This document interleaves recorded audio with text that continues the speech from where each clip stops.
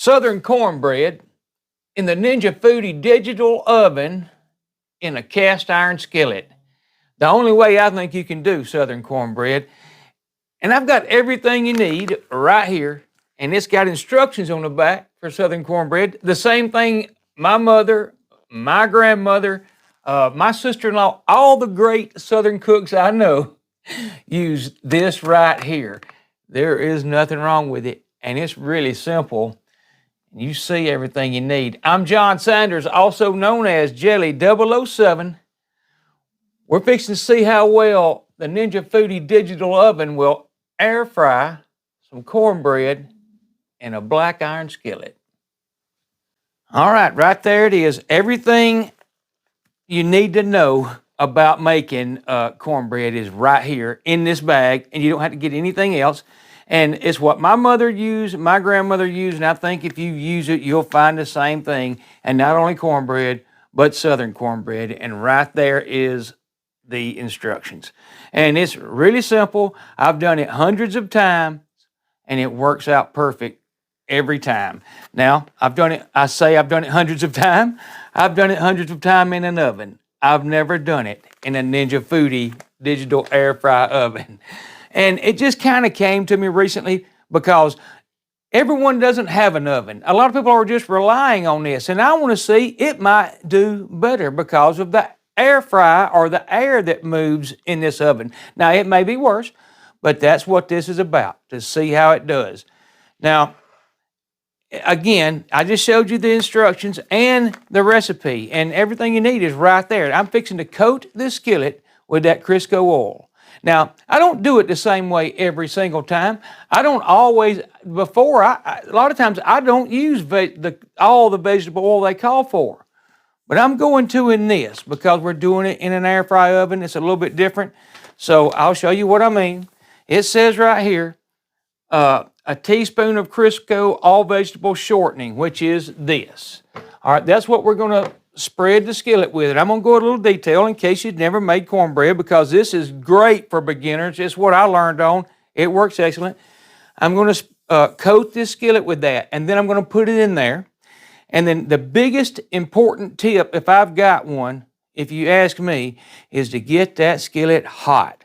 And it doesn't do it like it's, if you ask me, this might be one of the only things wrong. It says place in oven and heat for 5 minutes. No, I don't do that. I heat for like 20 or 30 minutes, or while I'm making everything up. I want it really hot. And one of the reasons is that helps brown the outside and make it a brown, crispy crust on the outside. And we'll see in a minute. We'll see how it does. I've got a video when I did it in the oven. I'll try and link it where you can see how well it came out in the oven. But as far as everything else, we're going to follow these instructions to the T, which is you can freeze a frame and look at it right here, and except I do not put sugar in my cornbread. I just don't, and I won't say it's not Southern. It's just not, to me, it's not Southern. So I'm about to get this skillet Crisco on it. We're going to heat this to 425. Now, I'm not positive I'm going to cook it at 425 because air frying ovens, I've learned, you have to cook a little lower temperature. So I may cook it 375, but we're going to heat the skillet to 425 because, to me, a big deal. So I'm going into a little more detail than you might want to hear. But that's the first thing we got to do is get this coated with Crisco, get it in there, get it to 425 degrees. And then I'm going to show you all the other stuff that needs to be done. So let me get that started, and I'll be right back. Okay, so I wanted to show a couple of things about the oven right quick. This is a 10.5-inch skillet. This is like a 9-inch, this is a Griswold. And you can see on the back right there, it's, well, right here it says in the handle a number 6. But what I'm getting at is any 9s will fit. This is a 10.5. And you can see it'll go in with no problem. Now, I like cooking in my Griswold. I like cooking cornbread in my Griswold. And I have several skillets, but I don't know how much further I would go past the 10.5. And that's because I think a 12 would give it a little trouble. I don't have a 12. I'm not positive a 12 would fit. But I mean, you got to worry about handle lengths and all.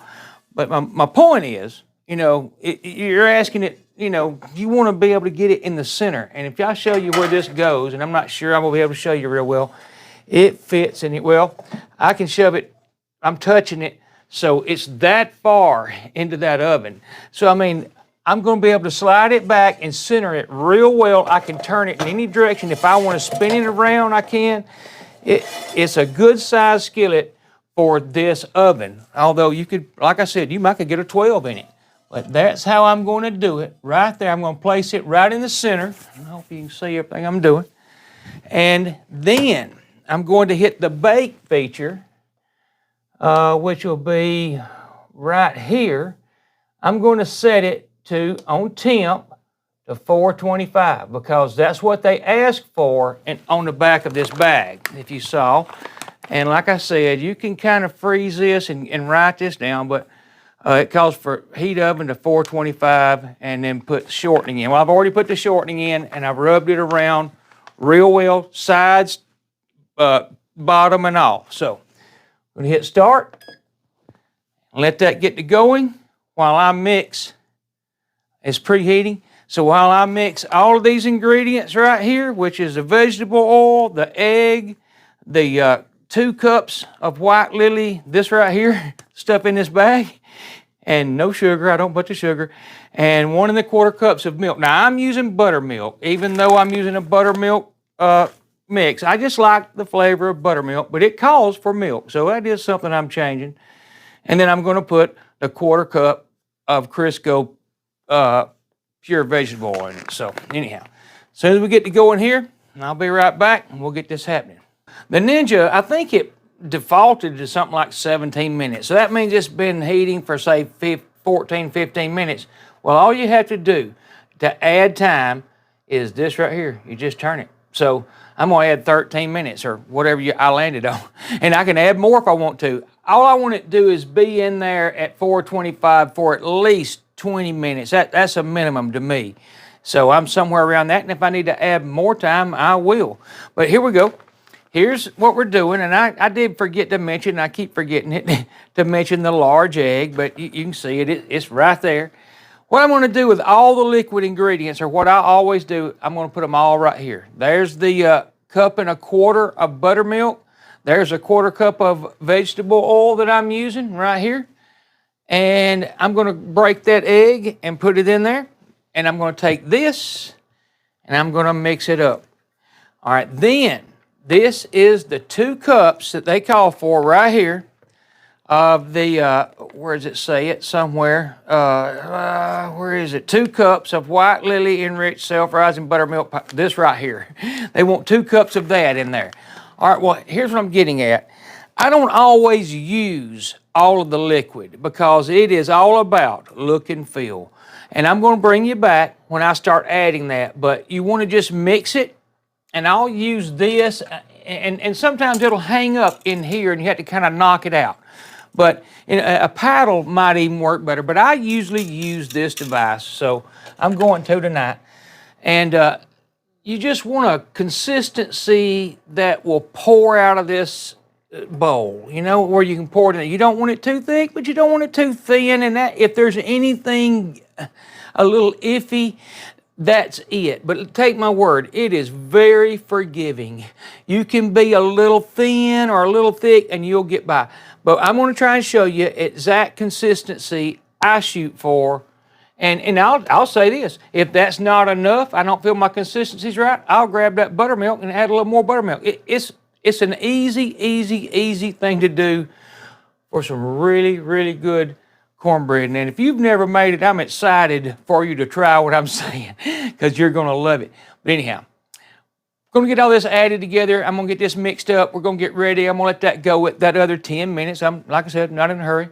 I'll explain what I got sitting right here and how we're going to use a thermopan. And the only reason I'm using a thermopan is because we're using an air frying oven that I've never used. And we may not need it. When I get to looking in a minute, when I get to looking once it's cooking, I can usually tell by looking when it's in my oven.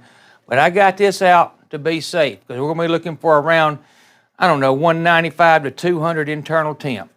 So all that being said, hold up, I'll be back. All right, here we go with the cornmeal mixture. And like I said, I've got the oil, the egg, and the 1.25 cups of buttermilk that I'm using, although it calls for milk. And I would assume that's whole milk. But there, we're going to put that right there. Now, we're going to do this right here. Just going to mix it in with that 2 cups of their mix. And we're going to do this right here. And it doesn't matter that that spins, because as you can see, it doesn't bother me. All I'm trying to do is get a look and feel, I hope you can see pretty good, of this right here. And that's looking pretty decent right now. I may be gonna need some more milk. We're gonna see. And I might even take my hand and do this right here. And that's a little too thick for me right there, but it's not off bad. If you see, it'll still, if I wanted to run out of that bowl, it would.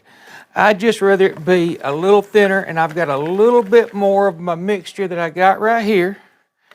So I'm gonna add that and see if I need to go get the buttermilk, because it's not a big deal. It really isn't. But you know what? That is what I'm probably going to call perfect. I mean, if it's not, it's really close. I'll take it. I'll put it like that. It's a very forgiving mixture. It doesn't, and I say that, but I mean it. It's not that critical. I mean, you do need it somewhere in the range of, you know, what you're looking for, but, you know, in fact, I want to mix that just a little bit more. Then we got to pull that hot pan out and pour this in, and we're going to, well, you'll see. Hold up. Let me see. Let me get this right here. I may need to move this back if I can.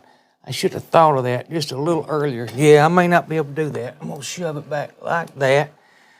I got to find, because I don't want to set it on something that will suck all the heat out of the pan. So I'm using this, but I just about need a little more room.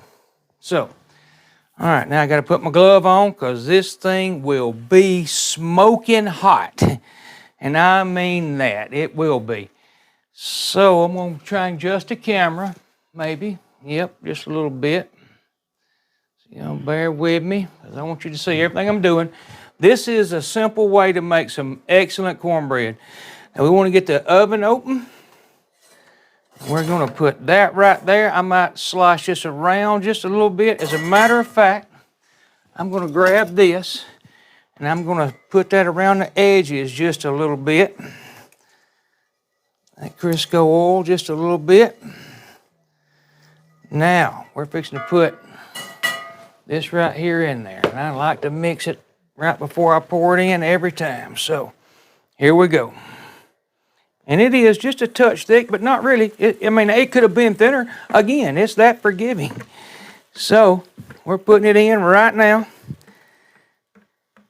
And there goes every bit of it in that 9-inch pan. It's going to work perfect.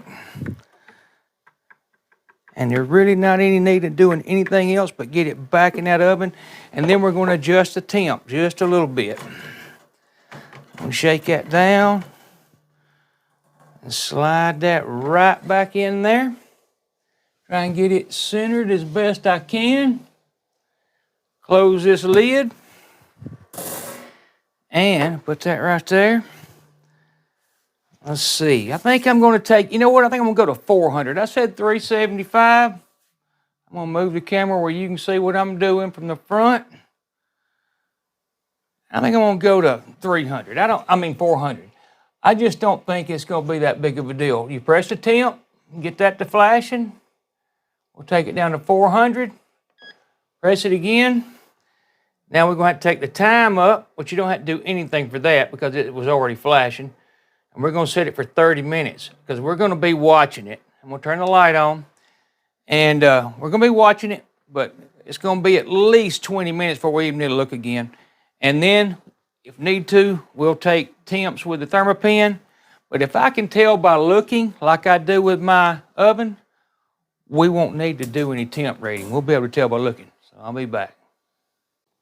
All right, so we've got, if you can see, 38 seconds left, and I just don't feel it's done. So we're adding 13 minutes is what I just added. You can see it's really close to the top. I'm using a flashlight trying to watch it. I don't want to open it, but take my word.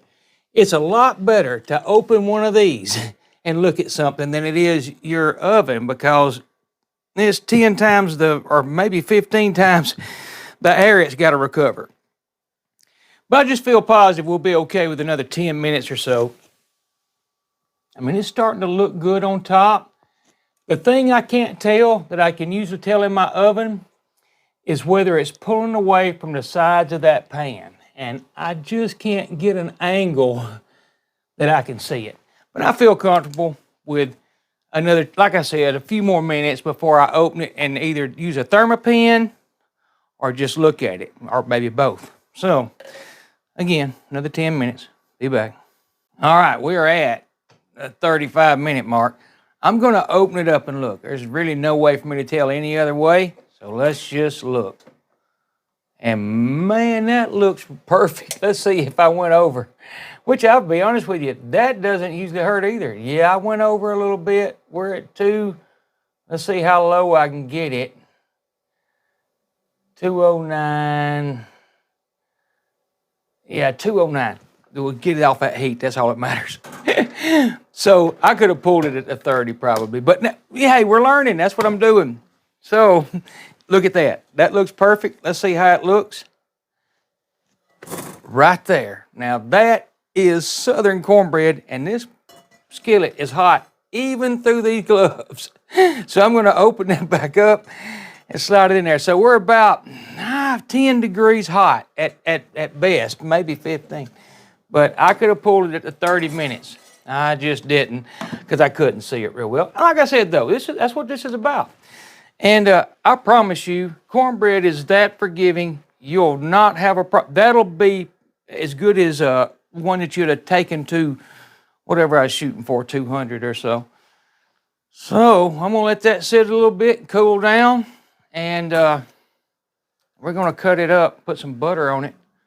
But you know what all you can do with cornbread? It ain't just cornbread. You can do a lot of things with it. That looks excellent. I'm happy. In fact, I'm impressed. And I did it in a toaster oven. I'll be back. All right, here it is. And I mean, that is as good as you're going to get. Other than maybe pull it 5 minutes earlier. But I promise you, it will not matter. That is a classic Southern cornbread that I promise you is going to be as good as any you ever had. I got to make sure you can see what I'm doing because I don't want to mess this up. But watch. That right there is classic Southern cornbread, just like I've ate all my life. And there's nothing wrong with it. It's ultimate cornbread. I don't know, maybe you can make up, put stuff together, cornmeals and stuff like that, but you're not going to beat White Lily, and you buy one thing. And I've had this butter soften in a little while, but this right here is all cornbread needs. But now you take collard greens, if you take, well, there's a lot of things, like I said, cornbread dressing, and that's what this is going to be. That's why this is being made. I'm making cornbread dressing, and I hope to get a video on it. I don't know I am. We got a lot going on, and I hope to have that video up of cornbread dressing, Southern cornbread dressing, and it's my mother's and my grandmother's recipe.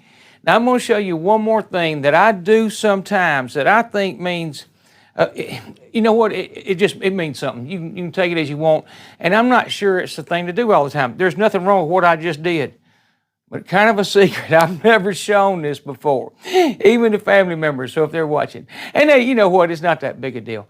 It's butter extract.